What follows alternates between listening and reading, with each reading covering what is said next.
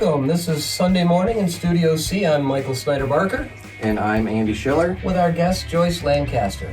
Round of applause. Thank you. And this is episode number, I forgot. 32. 32. I looked. 32. You know, when we're booked, we've got 3 openings between now and December 28th. Wow. I think December 28th is one of the openings. So we're going to wrap up the year with 52 episodes, I think. Then we're going to start year 2. Year 2. That's wild. That's wild. And we're still looking for sponsors. So, keep us in mind. And Andy's got a little thing down at the bottom. Yeah, and if you want to keep the podcast going and contribute to, buying mics and buying lights and having everything we need to get it going. And buying coffee. Throw us $5 down below, and that will help keep the podcast going. But Joyce, how long have you been singing? I'm not going to give you the years, but I was about 3 when I started. Oh my!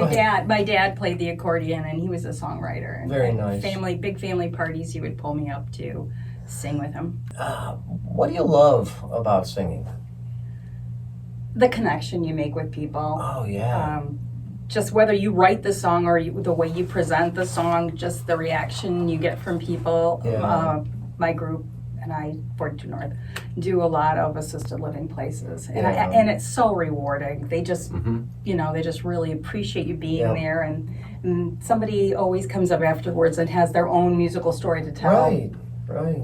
Yeah, when I was a kid, and I took violin lessons, I was probably 11 or something. We used to go play at nursing homes, and there was no better audience because they loved it.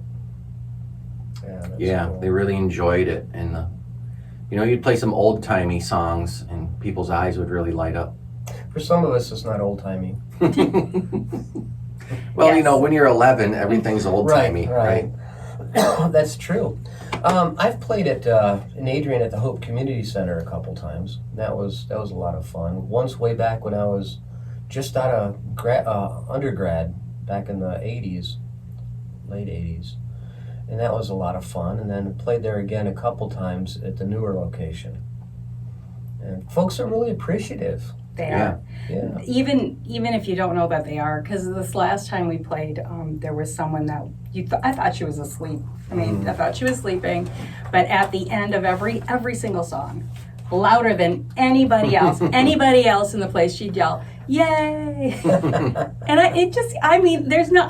there's nothing better than that. No, it warms the heart when people appreciate what we're doing. Right. And you're reaching them. I have a memory back in school. I know you talk about songwriters. My first song I wrote I was in like 3rd grade or something. Oh. Back then, everybody had a band. That was what the cool kids did. You had the Monkees, you had the Beatles. So this group of 4 girls or 5 girls, I don't remember exactly. We were the Ants. So the Beatles, Ants. but the Ants. Yeah, because AUNT.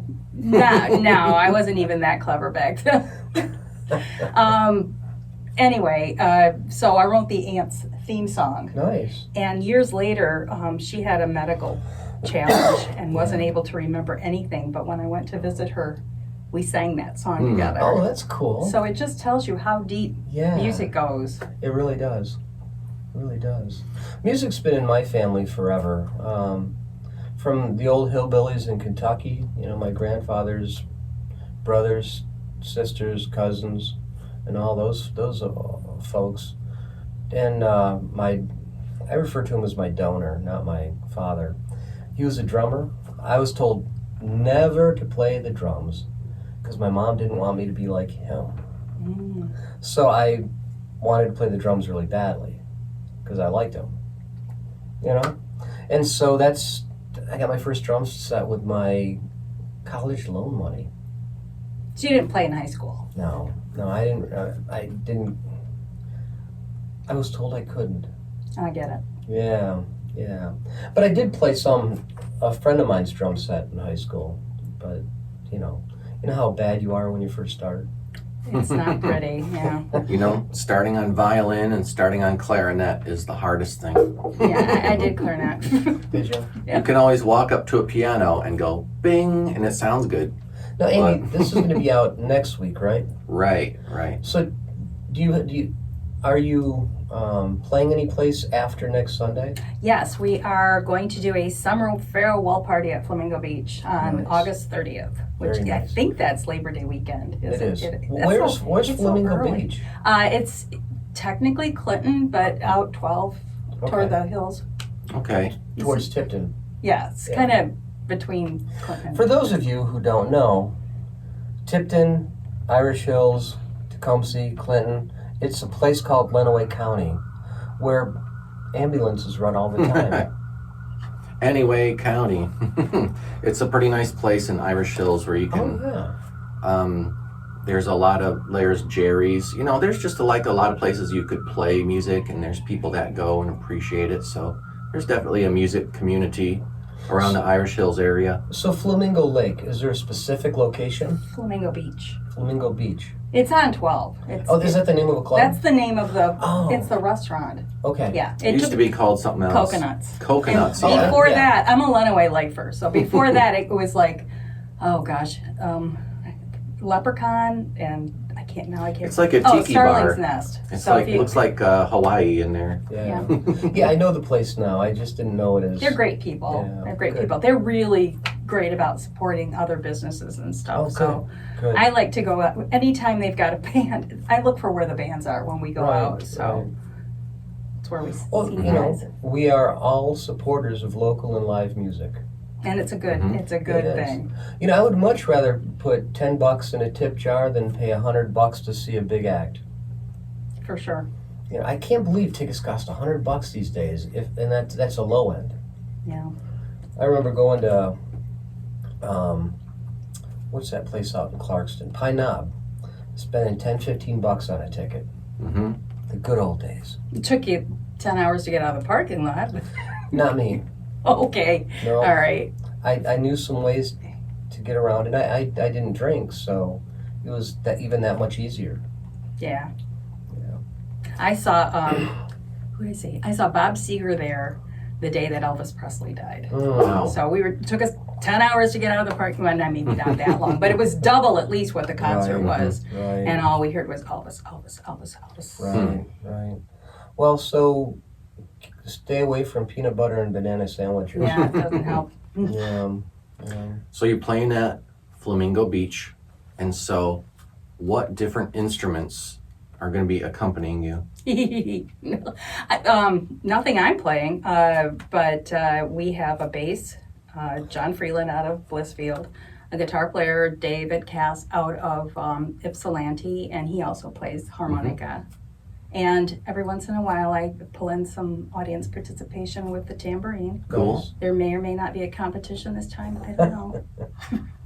And I understand that you also had on drums Joseph Tuckey. Yes, we love Yeah, to. he's great. Yeah, I'm also in the TCA big band, Okay. one of the vocal areas. So Yeah. I've played with Joe for a long time, and he's great. Yep. A lot of venues only want 1, 2, 3, maybe max people. Yep. So Yep. when we have a bigger situation, like some of the festivals coming up, we'll pull in the drummer, and Dale Chatterton, who was also in the big band, Yeah. often pops in with the saxophone. Oh, nice. So then we have that's a whole different dynamic.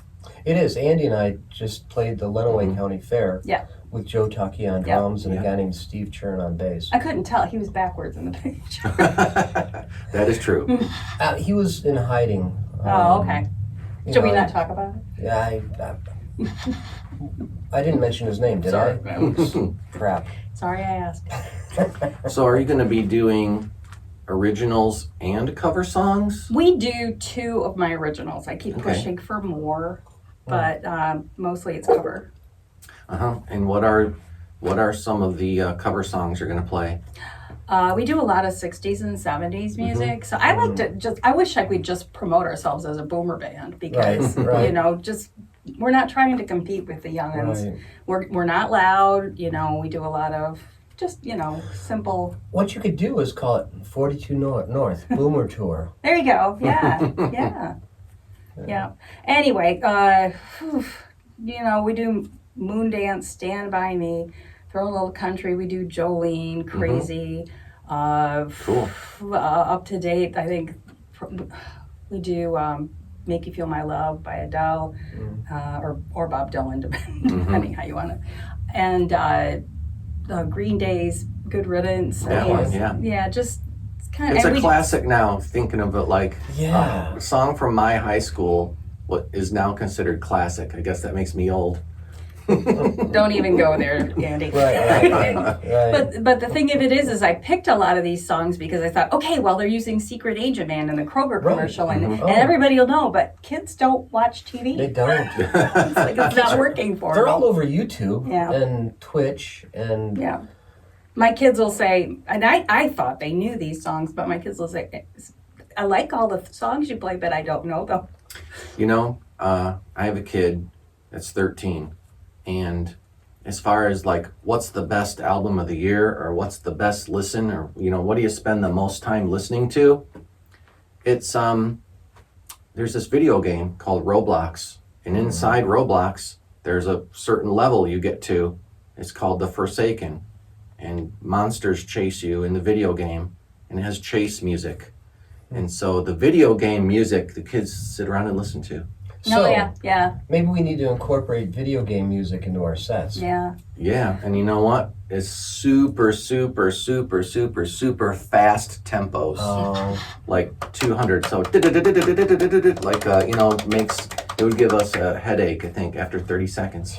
My kids were into, was it Guitar Hero? yeah, that was out for a while. And then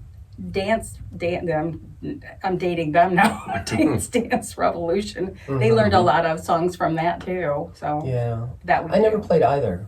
No. I never played Drum Hero either. Oh. Yeah, and I've never done karaoke. Oh, that's a We challenge. should have drum karaoke. Well, and that's actually, isn't that kind of called a jam Yeah. or a open mic where people just get up there and I've Right. done that. I've sat in on some full band open mics. I did live band karaoke in Las Vegas. I gotta Okay. say that was fun. Cool. We were, my Interesting. husband and I were out there visiting,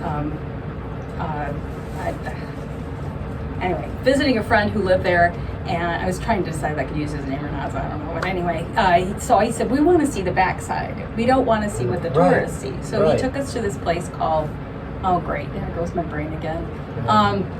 It'll come back to me too. But it was an old red velvet room where the Rat Pack used to hang out and Oh, stuff. yeah. And they had these three seasoned guys that were playing on a stage, and you could just pick your song out of the book and go. Oh, nice. And it was a hoot. I mean, I really felt like I was Live like, band karaoke. Yeah, That's cool. I Yeah. visited a friend in Rochester, Michigan, and he took me to this bar, and they were having like a contest. And this one guy got up there, he was a guitar player, and he had a singer with him, and guitar had a sticker, some kind of surfing sticker called Sex Wax or something. I'm not a surfer. And that guy won. I played the drums to Born to Be Wild.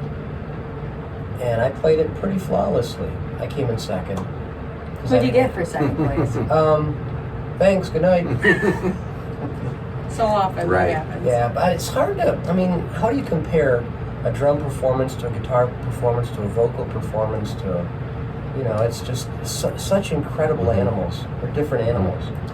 I have friends that say, "Oh, I wish I could sing like you," and I'm like, it would be really boring if everybody did the same thing. yeah. You gotta have it all. You gotta. Right. It's like the song in the morning when the birds start singing. It's they all come in with their stuff, and it's like that's what music is. It is. I have a sign in my office in Ann Arbor. It says, music is what feelings sound like. Exactly. Yeah, Exactly. I love that sticker. It just, not sticker, the sign, because it's good to be in a therapy office, and with a musician. I have guitars on the wall and. Well, now that you mentioned therapy, there's that study that they did where listening to live music adds, like, do you know that? No? Keep going. Oh, it's just like listening to a live band once a week or something adds like 9 years to your life. Don't quote me on that. But there is some statistic out there that. So I'm going to be 100 and Yes. I think there might be a cap, but you guys are in good shape for sure. Cool. I don't know about that. And I'm getting old. My knees are starting to ache. I know. Cataract surgery, hearing aids, you know. And there's a song in there. Well, I did write one. I have to pull that out. I think I included all that stuff. I wrote one once called "Gravity Ain't No Friend of Mine." That's a good title. But so you brought something with you. Oh, I did. And this was like, because I don't play anything. I didn't want to come in empty-handed. So I did some show and tell, and I brought this instrument, and I wanted to know if either of you could identify it. It's a green bag. It's a shotgun. Yeah. Surprise! It's a golf club. Wow, okay. I want to give it away. Don't look. Oh, ooh, it's I'll close my eyes. Okay, there. All right, you first. It's a ukulele. It has its own name. And it's out of tune. Is it an hoodoo? It might have another name somewhere else, but that's not. No, that's the correct tuning for another country. See, I play them so often. Is this something you play? Well, I did when I first got it because it's almost like a ukulele with the 4 strings. It's pretty simple. What's it supposed to be tuned to? And you know what? I don't even here. Let me look in the Well, here, book. let's Yeah. Then Andy's we'll the open guy. the book up and talk about it. I'm going to guess that this is a mountain dulcimer. Ooh, you are kind of close. You want me to tell you now? Well, let's spend our time listening to him tune because tuning is music to my ears. Because without tuning, Glad you played on your There's a lap. song there too. No. Okay. Now, did that come in a kit, or did it come fully made? No, it came fully made. And I'll start to tip my hand here with this. My daughter lived in Asheville, North Carolina, for a while, and I went down to the Belshare Music Festival one year, which is the last week of July, I believe. And there was a tent with someone who makes these and sells them, and I think it's the only place in the world that actually makes them.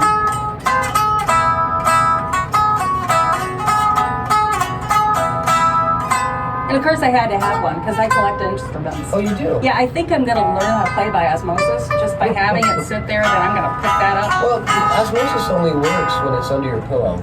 Oh, okay, I'll try that. Yeah. Like I got enough problems falling asleep. I know. But I have a drum set in my basement. I have 4 children, so it was like, I want them to have music. So See, drums, it's just a matter of counting to 4, you know? I've tried, three, Michael. and 4. Yeah. Well, this is even easier.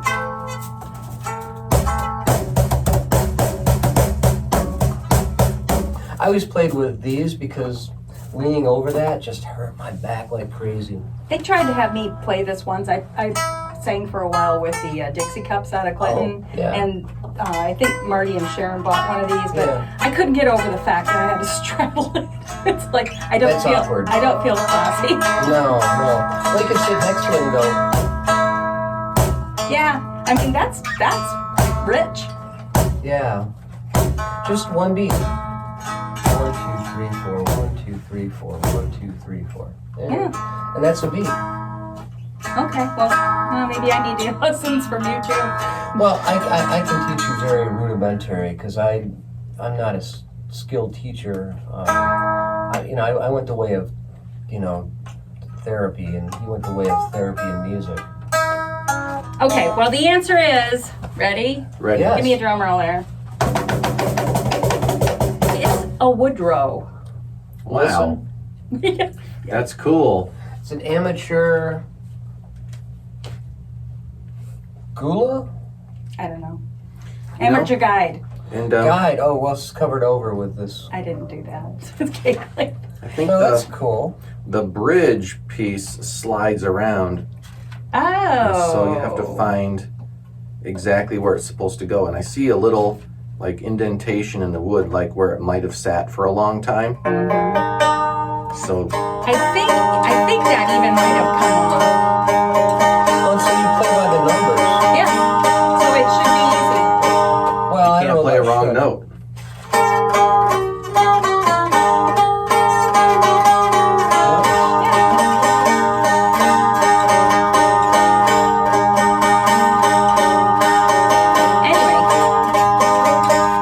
Thank you. Good night. Fun. No, go ahead. I mean, you can be the background. We can keep going. You try.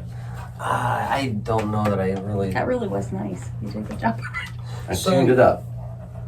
Now I have no excuse. Okay, so you know who's great at this instrument? You'll never guess if I gave you 1,000 guesses who can play this instrument and sound like a real pro. Cyndi Lauper. That doesn't surprise me. It surprises me, but it doesn't surprise me. She was a great singer, had all those hits, and then she's like, well, I need to play an instrument. She tried guitar, she tried 12-string, she tried bass, and she tried piano, and she's like, oh my gosh, this is harder than I thought. With this instrument, you can play one finger, and you can't play a wrong note. So is there a particular song that you could identify this being on? There's some Cyndi Lauper song. There's some Zeppelin tunes that would be easy to play. Okay, so mostly, see, here's what you could do. You just use one finger and you play the thickest string, which is the easiest one to reach, right? Oh yeah. Here's a Pearl Jam song.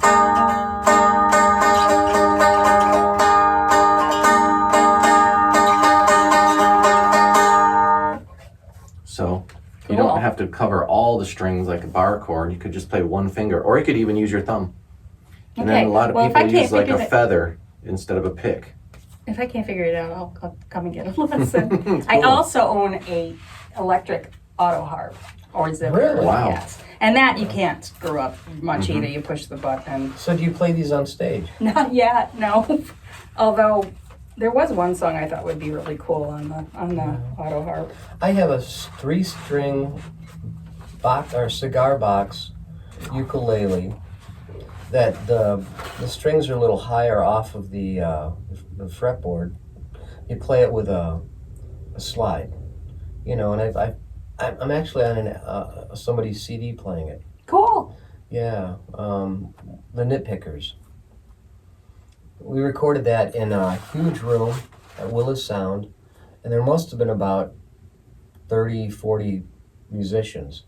And you can actually hear my my slide in there a little bit. Nice. Yeah. Before we leave Asheville, I did want to say one of the more exciting things that happened to be there was my daughter was working for a radio station, and she was good friends with, she was more than a DJ, she was like some kind of manager up there. And their goal, because they were filming the first Hunger Games there, their goal was to see somebody. And so we were at this Belshare Festival, and Sadie, maybe I'm not supposed to be holding, her friend said she just saw Jennifer Lawrence going to a bookstore. So cool. I had a friend with me, so the 4 of us are, trotting into the bookstore, fangirling over Jennifer Lawrence before she was famous. And so we did approach her, and she was just absolutely lovely. Yeah. But yeah, so cool. I got more than a wardrobe. I got a picture with Jennifer Lawrence too. You actually got a picture. Yeah, that she was lovely. Very cool. Okay, what else did you bring with you? Oh, guys, this is for later in this. This is for later in this. Okay, you want to skip over to whatever? Jump ahead. Jumping ahead. Well, actually, this is jumping backwards in time. So it took.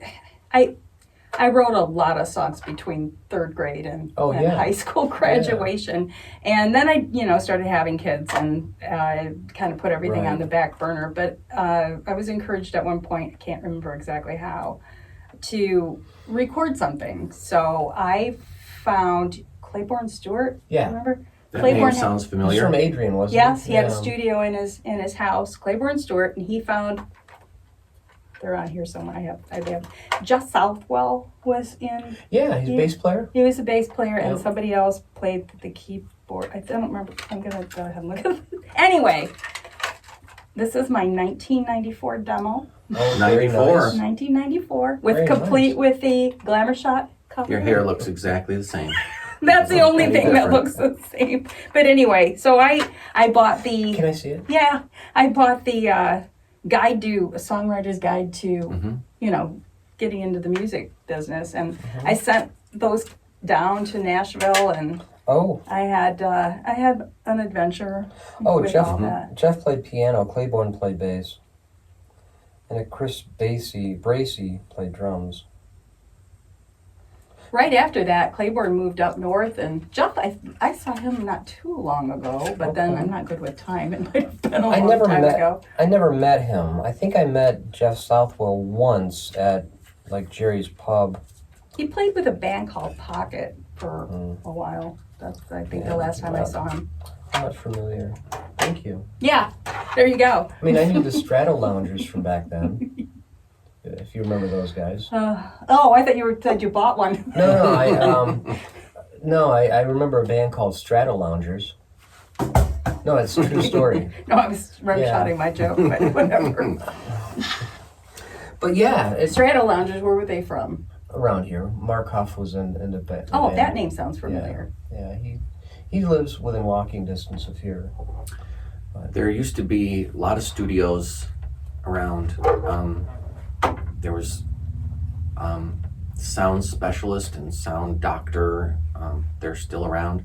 I had a studio in downtown Adrian in 97. From about 97 to 2000, I had a studio in downtown in Adrian. It was up above the Barley House. Oh, yeah. Or I guess it's Hooligans now. Yeah. But we recorded a whole bunch of different bands, and then once I had recorded like 20 bands, I released a compilation CD, one song from each band. Nice. And that was pretty fun. I'm not sure that made it on the Wall of Fame, though. No. It's not up there yet. Do you think your cassette was put up there? That's like the only one in known existence. I only got that because my mother passed away and I was cleaning out her stuff. But you know what? I'll make you one. It's a nice remembrance, really. We had I was with a band called Blackbird way back. David Roof was in that, and a guy named David Gillen, Dana's cousin. And we had a cassette, and it was called, no, that was Blackbird. I also had a cassette with Dana and a couple other guys called Soil and Green. But those were cassettes. We've moved up. I used to make cassette runs like as an internship at studios, in the 90s. Like someone would come in, we want 1,000 cassettes. And so we'd have like 10 machines. And you'd have to press the button on all 10 machines as fast as you can. Did you work in Ann Arbor? Was that in Ann Arbor? I worked a lot in Toledo in the 90s. Because that's where that came from, some world-class tapes, I think. Oh, yeah. World-class tapes, Susie. yeah. Yeah. You know Susie? Oh. Many years ago, I guess I did. Yeah. I've had all my CDs printed through World Class Tape. I'm sure I went to World Class Tapes to go pick up a box of blank tapes once, but... No, they produce them there. Mm-hmm. So they probably wouldn't be blank. But yeah, she's done all my CDs except for the Barker and Brodsky CDs. And she's amazing. I think I'm going to print 50 CDs of this last set of music so I can at least give one to Andy since he's on it. Yeah, that would be nice. Yeah. But yeah, you've been playing around here for a while. You're with the TCA Big Band. I played drums for them once, like 20 years ago when I first moved here. It might have been before me. I'm right around that 15, 16 year mark. I played with them less than 6 months because jazz just wasn't my thing.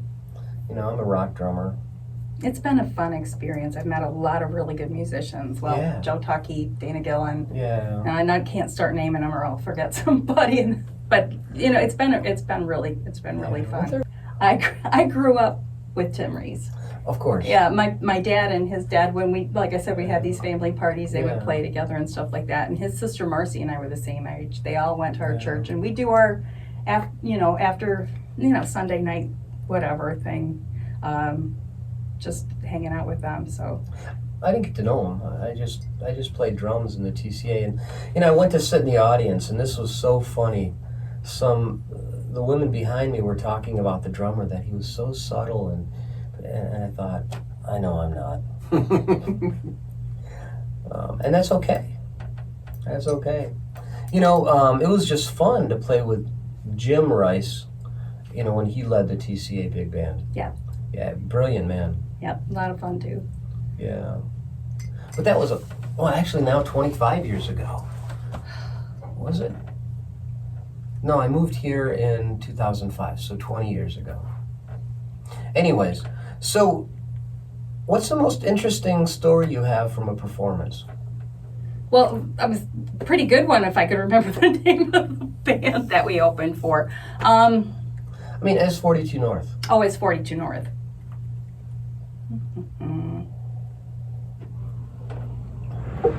Didn't mean to stump you.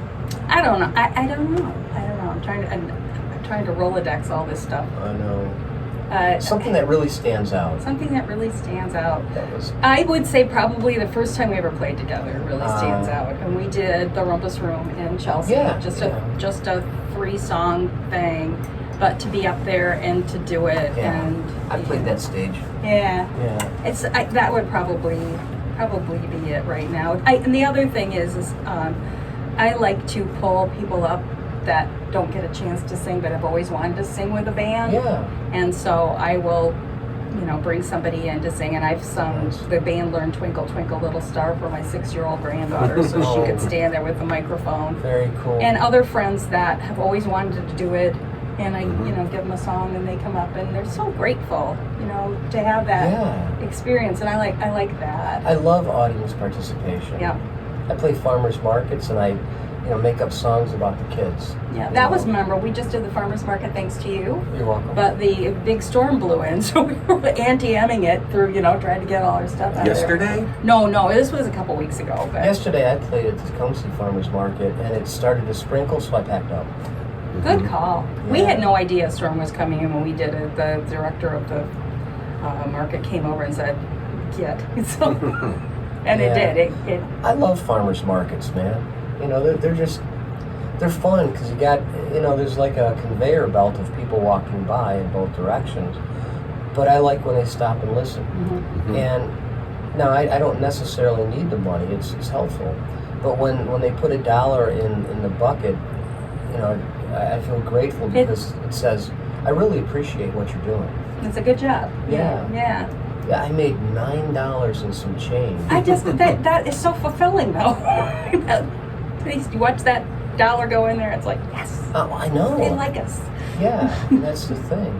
So, is that the only farmers market you've done recently? We did way back the Clinton Farmers Market. We've been together. We all met in a blues band about 8 years ago. Okay. We played with them for a year or so. Nice.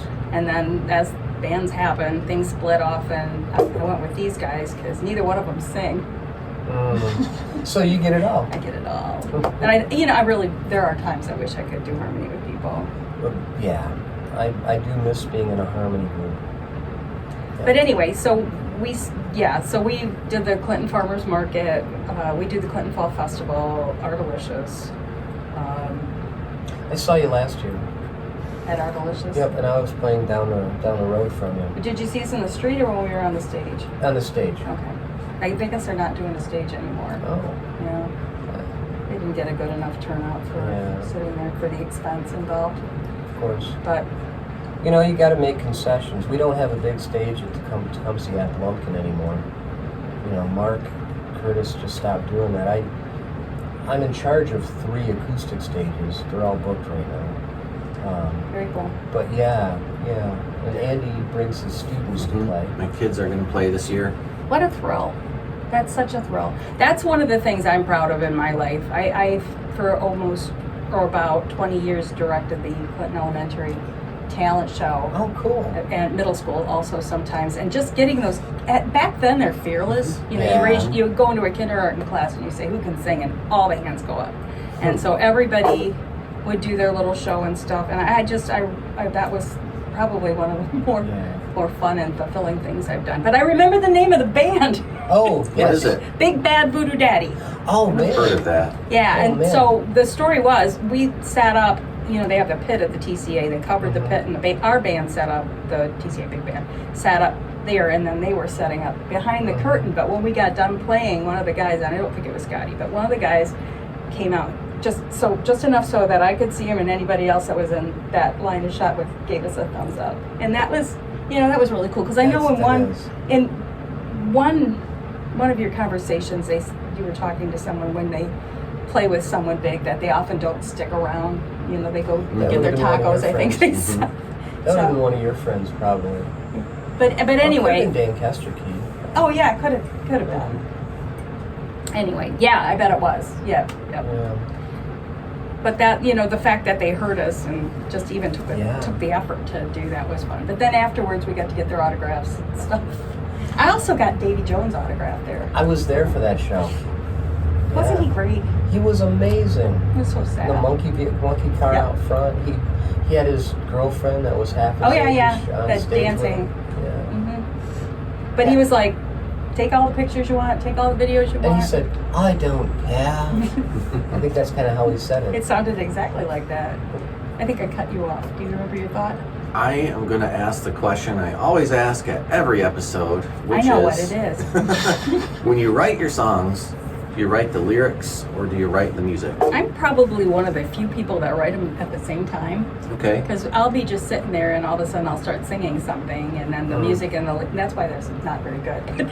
But and it's almost like I'm reciting poetry or something, but then there's, you know, the music in the background and then just keep rolling around in your head until you get, you know, something formed. But if I had to pick, I would probably say I'm like you. I lyrics first. I'm learning. I'm evolving to write music. It's tough when you don't play anything. I mean, I played the Yeah. clarinet, so I can plunk out a piano. And I actually took a few years of elementary piano lessons. But so you know the notes. Yes. And you can figure the key out. Yes, and I've sung in choirs. I sang at the university. I mean, I wish I did. Eastern Michigan University choir. So. You know, I've had some good training without ever having any training. Mm-hmm. Yeah. Choir is good training. It is. And you learn from everybody you work with. Mm-hmm.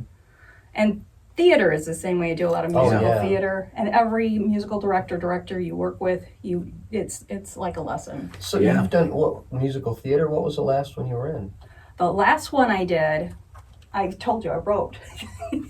I had the opportunity, the Tecumseh Players are doing one-act Wednesdays through the summer, June, July, and August. There's a Wednesday where they do, you know, roughly a 45-minute to an hour show. What ages?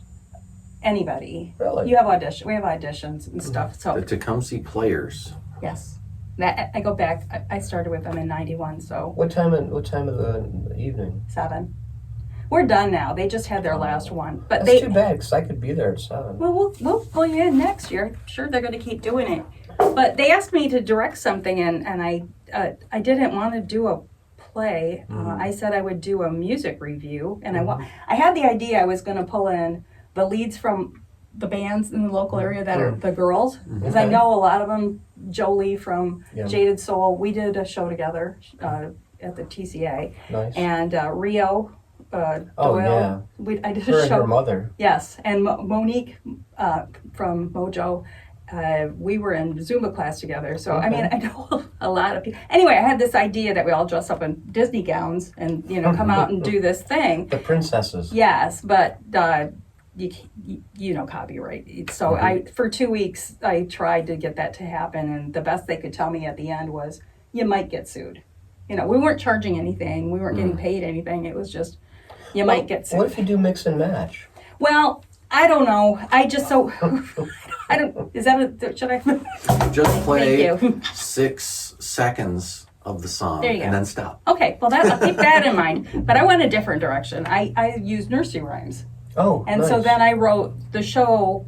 We had auditions, and I said, I don't know what this is. I said at the worst, it's going to be a nursery rhyme sing along, and at the best, it's going to be the next Pee Wee's Playhouse. So I got 12 people and a dog to come. I was hoping for like 6, so I had an abundance of talent, and I just kind of wanted. Most of them I'd worked with before, almost all of them. I wanted to see what their costumes were, and then we wrote the show around what we had. Oh, nice. Now, you did something across the street here on a Thursday night, didn't you? I think that's it. It was just it was here at Adams Park. Yeah. Anyway, so it was adults. People were confused. They thought it was children's in the show, but it was for children. I had my grandkids come up and do Twinkle Twinkle Little Star with me to start the show, but it was written into the script. Okay. But beyond that, Usually I'm getting home from work right about in the middle of the Thursday nights. yeah. Yeah. But we'll pull you in if you're interested. I'm interested. The other 2 shows that they did were comedies. Yeah. No music, but Oh, that's too bad. yeah, I like the music. Yeah. But, you know, I'm good at one-liners. I don't know about planned humor. That's different. Well, I kind of was hoping the show would be improv because I mean we started with no script and but it ended up we had to write something down. Improv would be cool, Yeah. especially this close to home. Well, one of the girls in the show that I recruited. Okay, you ask about shows. I hadn't done anything in 10 years, but the Players did a show 25 years ago called "I'm Sorry the Bridge is Out. You'll Have to Spend the Night," and it was written by the guy who wrote Monster Mash, Bobby Boris Pickett. Yeah. So we did that, and then we decided for the 25th anniversary we were going to do it again. Well, I ended up in it again, but I met some really cool people, and one of them was Kylie McElrath. She works at she teaches improv class. Hi, Kylie. She teaches classes at the improv classes for kids and a separate one for adults at the Croswell. Really? First Sunday of the month. I was not aware. Well, I'll see you there. You know, I'm really glad that we've invited you. I'm learning so much about the community I live in. Yeah, you know, my kid is going to have to sign up for Tecumseh Players because they're really into theater right now and did a Croswell kids camp and did a starring role in one of the summer plays last year. So theater is a great education for music and for organization and for memorization. And I did 2 plays at Adrian College when I was a student there. Do you remember which one? Yeah, She Stoops to Conquer and The Rainmaker. Oh, wow. I was the male lead in She Stoops to Conquer, and Rainmaker I was the goofy younger brother. I did a play at Siena Heights in '93 called Mother Hicks, and I was told I had a great stage whisper because I only had one line, but it was a whisper. Not everybody can do that. Yeah, I had to whisper loudly. I also played drums for Do Black Patent Leather Shoes Reflect Up? Really reflect up, yeah. Yeah, I did that, and at the TCA I did play drums for Grease. I can't read a line. Was that youth theater? No, it was adult. Was it? I can miss This that has one. been 20 years ago. Yeah, but I was around. I was square. Well. Anyway, so I also have done shows at the Croswell. So I got to work with some really great people, Bob Solar and I remember Bob. John McNaughton. I'm not gonna I'm gonna stop there so I don't. John and his twin, Jean. Yes, Good Jean's lovely. I used to volunteer in Adrian at a place called the Crisis Center, and that's where I got to know, Jean and John and Tom McNaughton and Christine McNaughton and the whole McNaughton clan of 3. I just knew the twins. So anyway. Well, Tom was the director of the Department of Aging. Oh. And just he would run every day. I mean, he was a really active jogger. I think he's still around. Anyways, but Crisis Center people, which was back in 1986, 87. I lived in Adrian for at least 15 years after I graduated from undergrad. You lived in Adrian how long? After grad school? From 93 until 2003. Was that after you graduated from Siena? Yeah. Yep. Yeah, and we feel really sad. We're mourning the geez. loss of Siena. I can't even believe that's happening. It's hard to imagine. Have they decided if they're going to be able to save anything? I don't know. What a beautiful, beautiful campus. I know. But, so you are in charge of the Clinton Fall Festival? I am not. I have been like the co-chair of the entertainment committee for about, I'm not good with time. You and John? 15 years. Yes, John Valeni. Yeah, I know John. Yep, and when my band plays and I can't be there, he's been subbing vocals for me. That's what John's a good guy. I really like him. He is heart of gold. Yeah. And he really, he's tries so hard to make things happen. That's my goal too, is like just try to encourage and create and support any kind of art. Well, not any kind, but most of the kinds of art Well, that sure. you can do. Yeah, music and actual physical art. Yes. I got to tell you, it was fun playing at the Artalicious last year. Ran into a lot of people I knew, and I even played some too. And in between chatting with people I knew. Are you playing this year? No, John's been trying to get me there. I had a band for a while. John was trying to get me to book the band there, but things run their course. We're going back. We'll be there. Good. Well, I hope to get back there. Get back there as a solo. But John is really supportive. He's great. He's Yeah. great. And he's a good friend. Hi, John. Hey, We all love I you. wouldn't mind getting John on here sometime. Oh, Maybe I'll yeah. reach out to him. Yeah. You want his phone number? I have it. I'm sure you do. Yeah, I have it. But anyways, so you got shows coming up. You've got a really cool instrument there that you want to learn how to play. What else do we talk about? We forgot to do the trivia question of the day. Oh, no. So we've been doing a new thing in the past few episodes where I ask a trivia question and then everyone out there tries to guess the answer down below. I guess you could cheat and use Google, but don't do it. Don't do that. Last week's trivia question was, what was the two songs that were number one hits months apart that had the same name? There were two number one hits that had the same name and they were almost on the chart at the same time. The answer is Jump by Van Halen and Jump by the Pointer Sisters. Yeah. Wow. Because Jump by Van Halen was number one, and then a couple weeks later, Jump by the Pointer Sisters was number one, and people were confused. Like, hey, I thought Jump wasn't, I thought Jump fell off the charts. Oh, it's back on the charts again. But So anyway. what's today's trivia question? So today's trivia question is, what's the last number one hit on the radio, Billboard Top 100? What's the last number one hit song that includes a saxophone solo? Whoa. Because remember, bands used to have saxophones and have Turn the saxophone page. solo.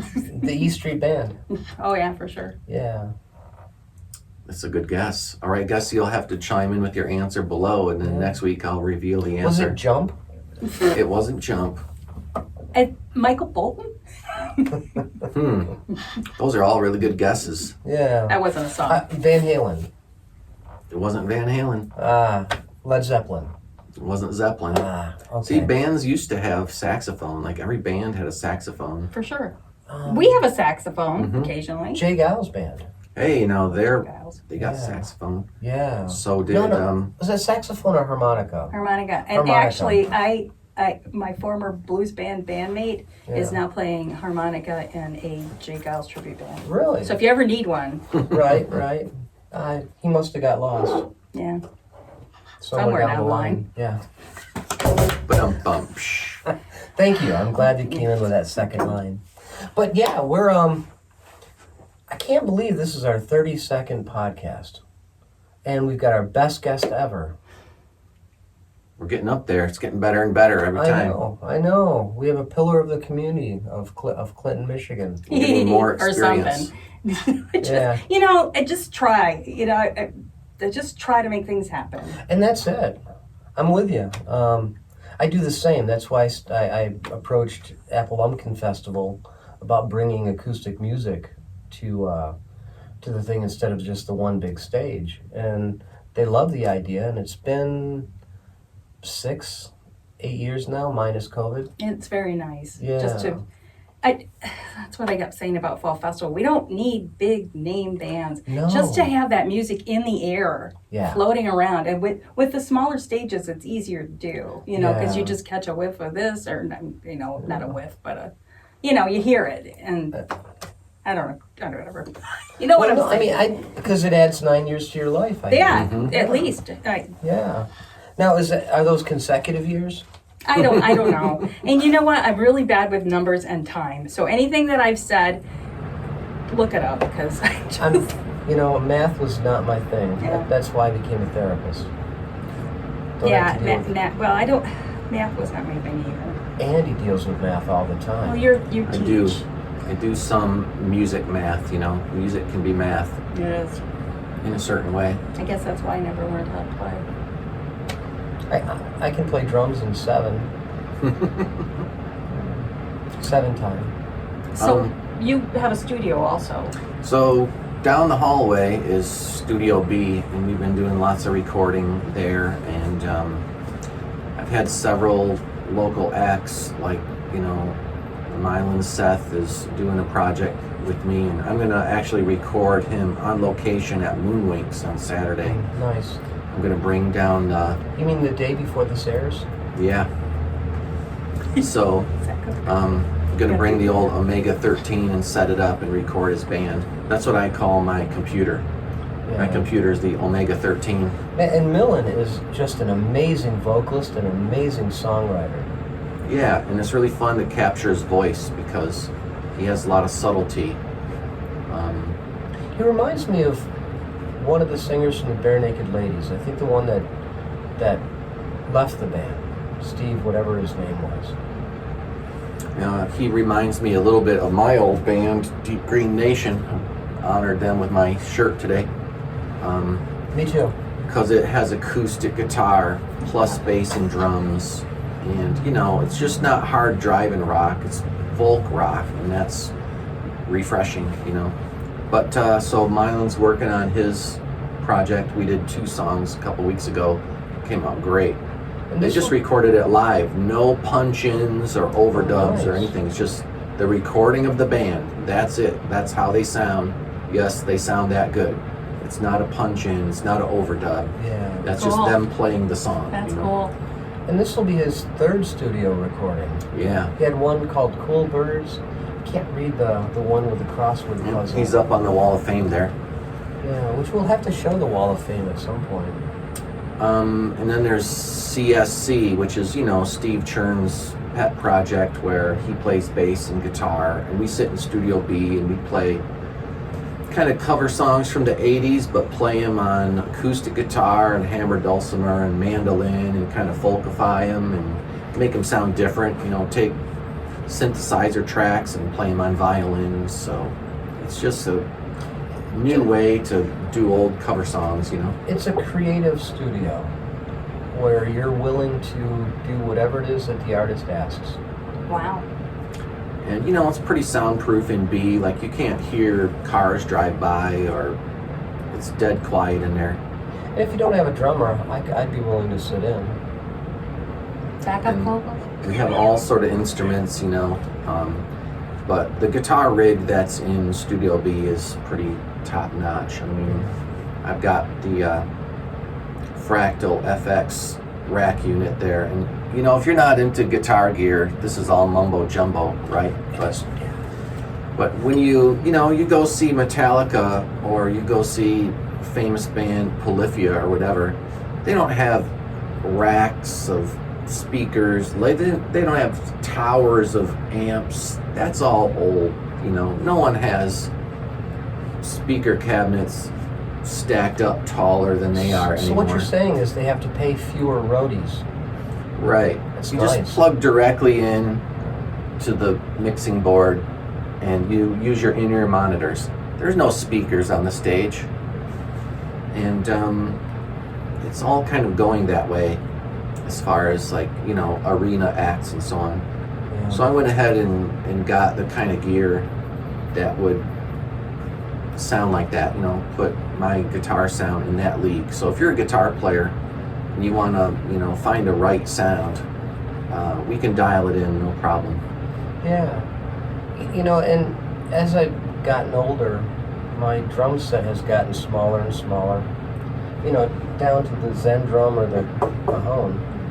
This is a Zen drum. I don't even, there you go. You can play with my Woodrow.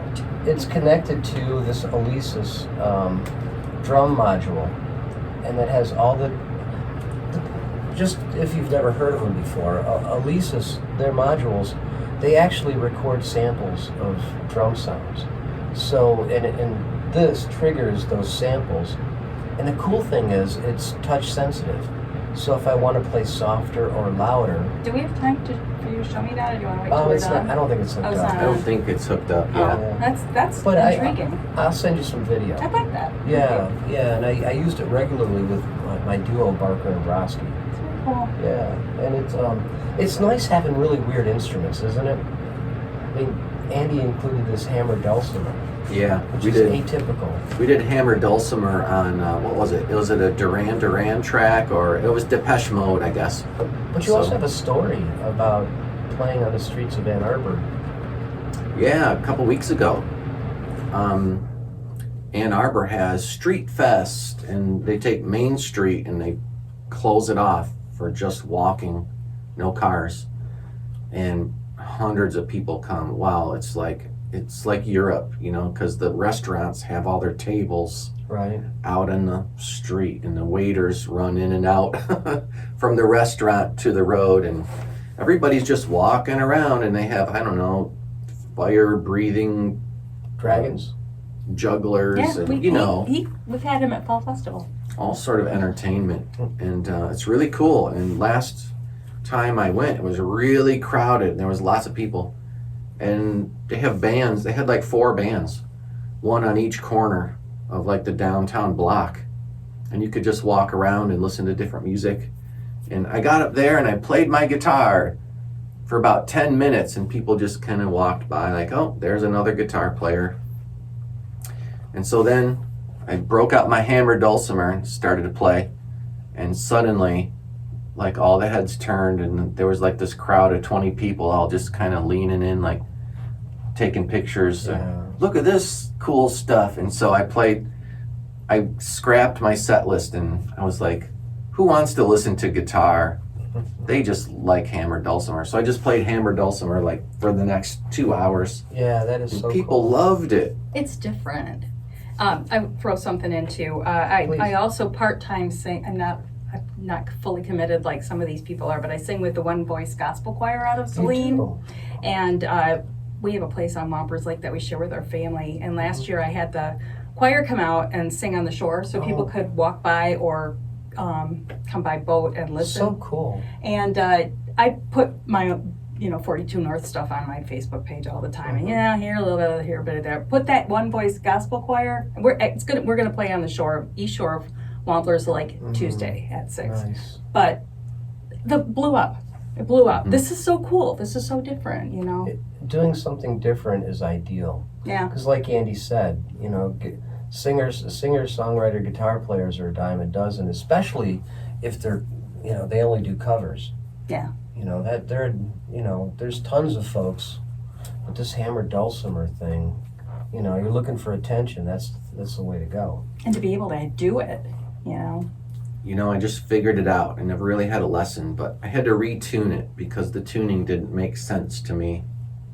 I tuned it up according to the tuning chart in the book and tried to play my first song, and I was like, why am I playing D here and then D is way over there? I can't ever remember. Yeah, I'll just retune it. Okay, now D is over here. So if you know how to play the hammered dulcimer and then you sit in front of my dulcimer and play it, you'll be like, why is this dulcimer so messed up? But the thing is, with your skills and your study and your degrees, you can figure that stuff out. For you, no lessons doesn't really mean much. You just get it. It's like somebody who can work on a car. Yeah. When this is your thing, things do end up coming easier, and that's awesome.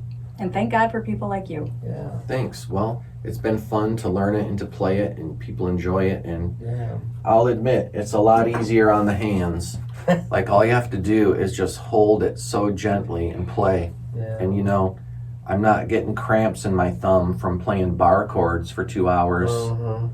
And Yeah, when I do other gigs and I'm like monstrously trying to rip a solo, my hand gets worn out fast. I have a permanent cramp. I'm getting x-rays, Seriously. in a couple weeks. Yeah, and I've only just started. But one of the things Andy told me when I first started playing is that because I was a drummer, the rhythm seemed to come a lot quicker. Makes sense. And that's half the deal, right? Rhythm. Just half of it. Yeah, but you I know. But with your skills and knowledge and understanding of, having played the recorder and then being able to dink out a few notes on the keyboard, it's great that you can write your songs with that. I need the commitment to learn how to play something. I mean, like I said, I own all these instruments. I've got keyboards, I've got acoustics, I've got the zither, I've got this. You've got a zither? An electric auto harp. Yeah. But you can electrify it, so it sounds almost like an organ at times. But I was in tune to the word zither. Oh. That's an auto harp? It's an electric auto harp. Wow. I just realized that a zither is like an auto harp for the first time ever. I interchange them, and I guess they're not the same thing, but... I don't know. In the Bible, it talks about, playing the zither, and what you do is you just strum all the strings. Yes. And then you put your fingers on the strings you don't want to sound. Oh. You mute the strings you don't like, and then you strum it.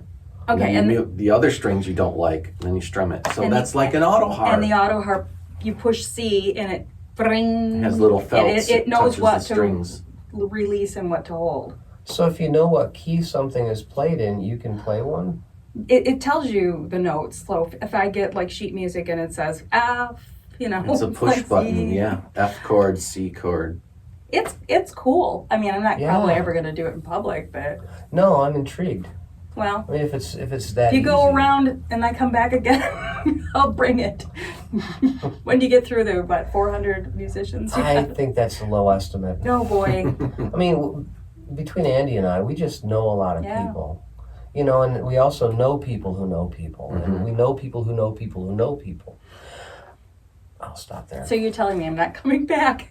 No, There will come a point where we might just start from the top again and have every guest for a second time. That's been a suggestion. That would be cool. Come in for your three minutes. Yeah, we have just so many people, and I hesitate even mentioning names just in case somebody has to cancel like last week. But, we're booked up until, like I said, December. Actually, I've got April or January is full, and I've got one person in February. I just appreciate that you're doing this. I've learned so much about other people and about you guys, and just to be able to, tell you a little bit about myself and my people, I appreciate that. Well, I'm glad that you could be here, and it's nice to interact with somebody who I've never talked to before, and I like telling the musical stories and hearing them. Yeah, and so it's just been an uplifting thing. I've reached out to people who I knew their names. They didn't have a clue who I am. I had them on. I'm hoping to get some famous people someday, but only just to increase our numbers of viewers. Maybe one big name, and then everybody will know about it. And the cool thing is you have a lot of people too who are going to be watching. I guess some people call it a show. Video podcast, but yeah, it's pretty much like a TV show. Yeah, it is. But so, what people really want to hear? They want to know what's the story behind the songs that you wrote. You mentioned you're going to do 2 songs at the Flamingo gig. Originals. That are original songs that you wrote. Mm-hmm. So I'm sure that those songs have something special, or there's some kind of story, or Do you want something. to hear that? I want to hear what inspired No, those he's just songs. going to keep asking. Okay. Well, the 2 songs that we do, one of them is from this way back when. It's called 2,000 Miles, and it's kind of I'm a runaway lifer, I've said that, but I moved out to Colorado for about 5 months during the summer one year when I first got out of college. Yeah. And from there I lived in the Bay Area of San Francisco for about a year. And it, I love it here, but it was exciting and fun, and I was young and I had no commitments. Right. And it was like I was really torn to staying there, but I knew that I would give up any potential life with my future husband. Yeah. So this song was written after the fact, but it's called 2,000 Miles, and it's about what maybe my life would have been like if I'd have stayed there and not come home. And then the other song, the other song is called The Door. And this one is written about after having been married and staying home with the kids and watching your husband go out and do the golf and the other things like that, and you're just sitting there. And it sounds like a cheating song, but it's not. It's you get to go and I have to stay kind of thing. So it's just a lament, a mother's lament. But it's real. Yeah. Both of them are real. Yeah. You know, and it sounds like they have a lot of emotions behind them. Yeah, like I said, I'm just, I'll be sitting there and something will just pop into my head and I'll start singing it. And sometimes I write it down, sometimes they're lost forever. But, I write a lot of goofy songs and some serious ones. And my goofy songs have been compared to a cross between Frank Zappa and Dr. Seuss. I love that. Yeah, me too. And I don't know if the guy meant it as a compliment, because he also said when Barker and Brodsky were just starting, instead of acting like, you're really good, be really good. It's like, oh. But then he said that, and I thought, hey, dude, can I use that? Yeah, And he said, yeah. That's good. Yeah, and so the thing is, if we aspire to be amazing, then we're always going to fall short. So each year we just get a little better and a little better and a little better, and that's what we hope for. Better is better. Better is better. And another, that reminds me of a quote that I like so much. It was from Mother Teresa. It's like, do small things with great love, or That's something it. like that. And that's my life. I don't do anything Yeah. amazing, but everything I do, I try to do it with everything I got. Yeah, with great joy. And you're saying that you heard a saying, reminding me of a saying I heard. Okay, Dr. Seuss. I was watching this television show called Devs, Devs, and it had that guy from Parks and Rec in there. Rainn Wilson? No. That's The Office. Yeah, anyways, there was this grandfather talking to his granddaughter, and what he was saying was, the same person can never walk in the same river twice. And I think that's beautiful. We change every day. The river flows every day. And it's just a reminder that each day we can really reinvent ourselves. We can be who we want to and need to be. That's definitely a song. One day, when I write a serious song. There's already a lot of songs about rivers, but we could I use have another one. I have one. It's called The River Flows Through You. I was driving in Adrian, and the River Raisin, kind of goes right under Maumee Street, right there. And I thought about that, and there was the jail up the road from that point, and it's kind of, the way I wrote it was vague, but those were my inspirations for The River Flows Through You. Yeah. Sounds like it needs a dulcimer. Might have to have some of the alternate instruments. It's on my recording, Barks Wagon Tales. So once it's written, it can be changed. Because the same person never walks through the same... Yeah, I like the way you tied that in. We do that, but it sounds like you've got some great philosophies just on life in general. Comes with age. Yeah, but you're not that old. Yeah, let's go with that. You're much younger than Andy. Let's go with that.